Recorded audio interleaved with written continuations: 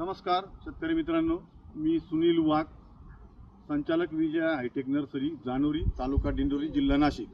तर आपल्याकडे आज रोपं घ्यायला आलेले संदीप विदाते, त्यांचे काकडीचे रोपे आपल्याकडे बनवायला दिले त्यांनी। तर आपण बघूया ती रोपं कशी जी रोपं बनवायला दिली होती तुमच्या मनासारखी रोपं झाली का ते आम्हाला एक जरा सांगा तुम्ही।